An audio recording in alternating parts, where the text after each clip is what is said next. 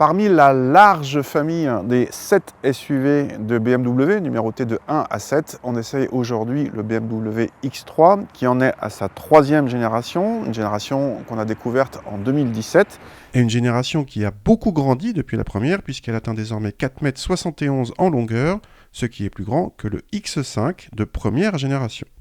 Pour les concurrents de ce X3, on pense tout naturellement aux Audi Q5 ou au Mercedes GLC, mais aussi on peut trouver le Jaguar F-Pace ou bien le Volvo XC60.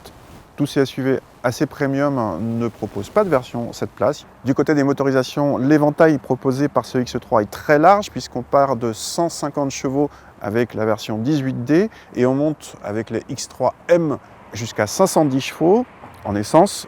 Nous, on essaye la version diesel la plus puissante, la M40D, dotée d'un 6 cylindres 3 litres double turbo qui atteint 326 chevaux. Avec la concurrence évoquée précédemment, le X3 se doit d'être bien présenté et même mieux que ça pour être à la hauteur. Promesse tenue globalement avec un intérieur soigné, ici avec une planche de bord garnie façon cuir, mais auquel il manque toutefois un petit quelque chose pour évoquer le luxe. Le combiné d'instruments est numérique mais personnalisable seulement via les modes de conduite. L'écran central est quant à lui tactile mais aussi commandable via la molette ou encore par commande gestuelle. Il y a donc quelques redondances. Vous avez par exemple 3 façons possibles de monter le volume audio.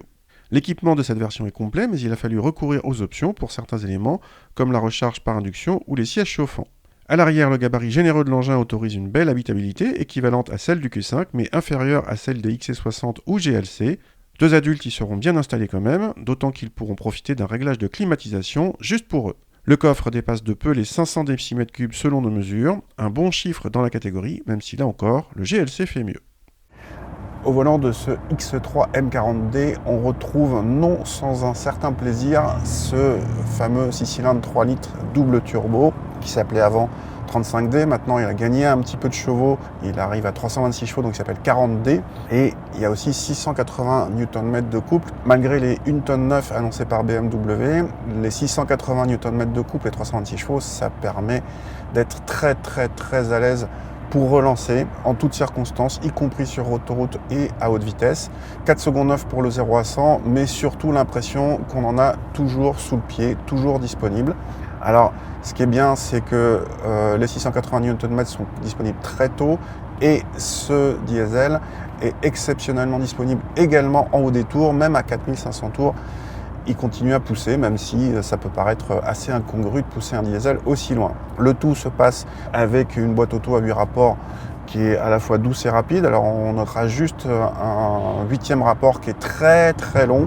Donc sur autoroute, c'est très bien parce que ça fait baisser le régime moteur, donc le niveau sonore. Pour la partie châssis, notre voiture d'essai, on a des roues de 21 pouces qui sont optionnelles et une suspension pilotée. Alors on a un petit bémol en confort, à basse vitesse, en ville ou en mode balade. Ça pourrait être un petit peu plus moelleux, on attendait un petit peu mieux. Quand on se met en mode sport, par contre, on a un engin qui est relativement dynamique vu le gabarit et le poids. On sait que BMW sait faire, là ça se confirme. On a un train avant mordant, une voiture qui pivote très bien. Voilà, à part ce petit bémol en confort qui doit être sans doute meilleur quand on prend les roues de série qui sont de 20 pouces, vraiment cet engin est globalement aussi bien sur la partie mécanique que sur la partie châssis, très agréable, il faut bien le reconnaître. Vu les prestations de l'engin, le malus de plus de 10 000 € avec la nouvelle norme WLTP paraît inévitable. Une somme à rajouter aux 75 000 € hors option de notre modèle d'essai qui, avec plus de 13 000 € d'options, dépasse les 88 000 € hors malus. On frôle donc les 100 000 € tout compris. Horriblement cher donc, mais un Audi SQ5 est très voisin en tarif hors option et en malus. À ce petit jeu, un Volvo XC60 T8 inscription luxe de 390 chevaux à l'équipement pléthorique de série, exempté de tout malus écologique, vaut 78 000 € et paraît tout à coup très intéressant, sauf pour les gros rouleurs qui préféreront logiquement le diesel à l'hybride rechargeable.